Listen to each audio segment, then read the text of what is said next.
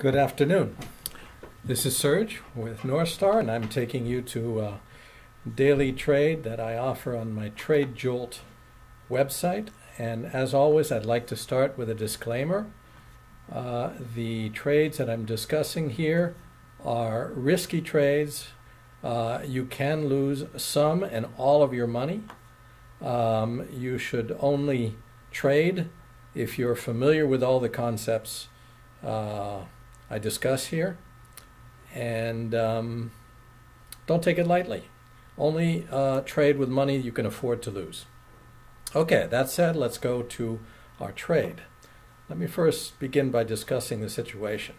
Amazon yesterday had absolutely blowout earnings and surpassed the already high expectations of people. They grew their sales by, I don't have the figures right in front of me. I'd looked them out earlier. That's not the point. The point is they surpassed all expectations and the stock shot much, much higher.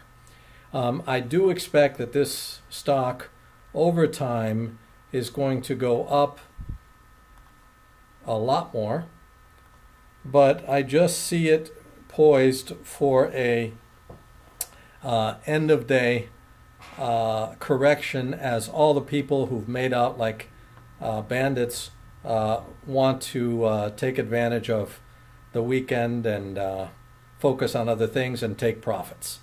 So even though I think that Amazon is going to move higher from over the next week or so, I believe we're going to see a small correction today. Let me tell you how small I think it's going to be.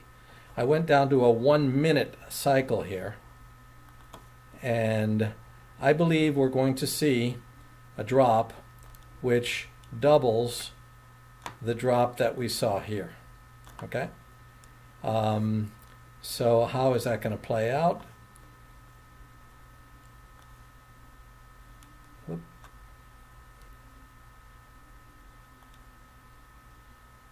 We should see a minimum drop to 1,085 and a maximum drop down to 1,072 level. I'm using Fibonacci tools to guess at those levels, but I use other methodologies to also substantiate that. Fibonacci's work pretty often. They're not a hard set rule. They may, in my opinion, they mainly work because so many people think they work that they actually make it a self-fulfilling prophecy. But they work often enough to make them a useful trading tool. This was kind of an internal small Fibonacci pattern here. We had a rally up. I expect now that also here will play out as follows. Kind of hard to. And then when I'm done here, I'm going to show you the actual trade. So this is on a minute timetable. We see pricing here in about the 1,087 level. Now let me go to a bit longer term chart. And this is useful so that we gain perspective as to how much this price has gone up. First, I want you to notice here what has happened to the volume. It, first rose dramatically, and as the price is moving higher and higher and higher, you're seeing the number of buyers going down and down and down. So basically, this is the sign of a movement that is running out of steam temporarily. So if we trace, if this turns out to be the high, a Fibonacci sequence would tell us we can expect a correction down to this level of 1054, which would be a 38% retracement. That happens quite often. However, I think on a very strong move like that, it's likely to retrace less and only get down to this level where it has a little bit of support. That's right here at around the 1075 level.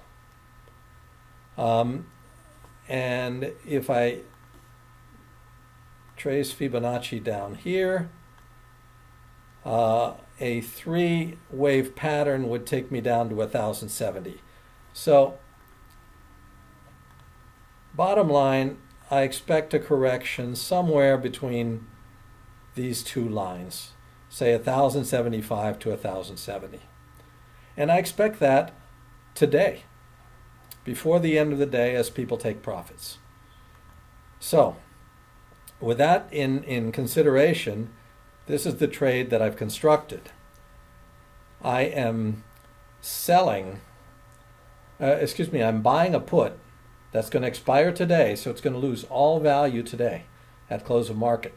And that's only an hour and a half away from when I put on this trade. I'm selling to offset the cost of that puts at 1075. So I have the right to sell it to somebody for 1085 and the right to buy it from somebody at 1075. That limits my gain, if it actually does go down, to the difference between the two, between 1075 and 1085, so I cannot make more than $10 per share. Now what that cost me was the difference. This is the current price. Let me see if I can refresh this. Okay, the current price is around 65 cents here and 19 cents there. The difference between the two is what I pay, and it's my maximum loss per share. So this gives you right here that if I'm wrong and the stock never moves down or actually ends up higher, my gain on in this case, on the, I think I have let me see how many of these units, 32 of these units. So 32 of these, my maximum loss is $1,261. But compare that to if I'm right and the price reaches the 1074 target that I believe it could reach, my maximum profit would be here $30,000. So my risk, $1,261, my reward, about $31,000. We shall see how that plays out. That's the trade. Talk to you on Monday to see how this one worked. Thank you.